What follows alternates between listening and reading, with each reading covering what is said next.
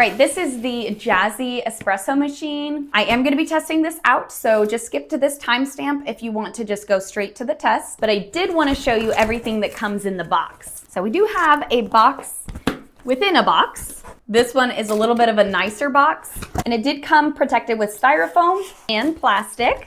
So right here we have the user manual, the box of attachments, filter, which has the funnel with the double cup as well as the single cup. They do give us 2 citrus descaling solution packets. This is the syringe tool. So this is like a plunger basically.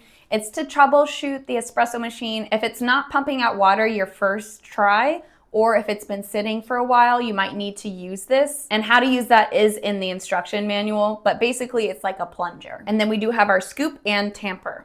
All right, let's take a look at the actual machine. It did come very protected.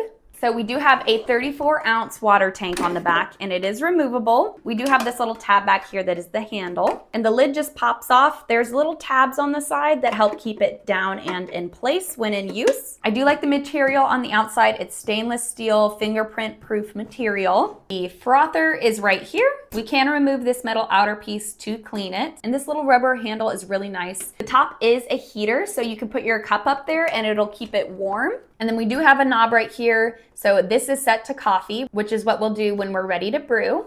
You can dispense hot water by turning it this way, or steam by turning it the other way. On the front, we have the single cup, power button, and double cup option buttons. The front has a drip tray, so you can remove this metal piece and the plastic piece. And those are both dishwasher safe.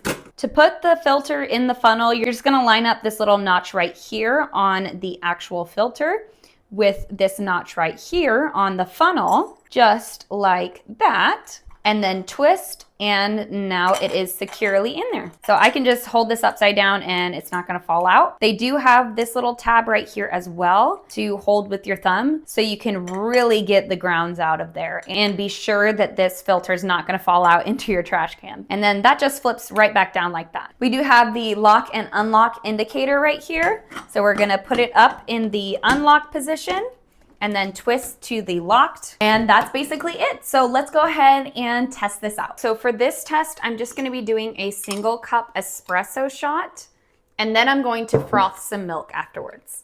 So with that scoop, there's a tamper on the other side. We're just gonna tamp that down lightly until it creates a little pod down there. So again, that just goes up and then you twist. The power button is here in the middle. We're gonna go ahead and turn that on. These are going to blink while the machine is preheating.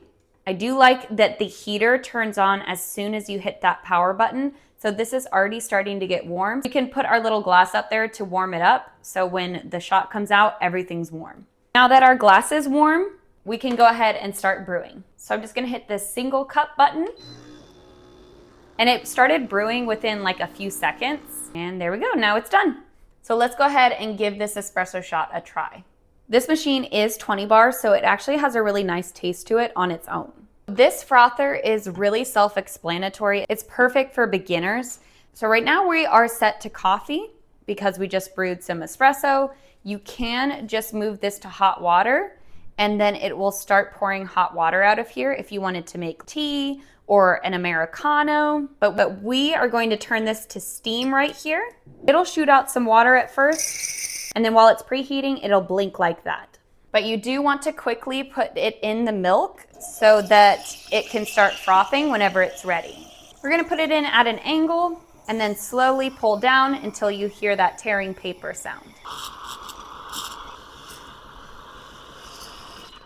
And then just clean it out immediately or else that milk is gonna dry on there and it's gonna be impossible to get off. The frother did a decent job. It's not horrible, but I prefer a little bit more micro bubbles. So as you can see, there's a few larger bubbles in that foam, but honestly, it's not too bad. It's a decent frother, especially for its price point. But yeah, that's just how you would make a latte with this budget espresso machine. Anyway, thank you for watching and I hope this helped you.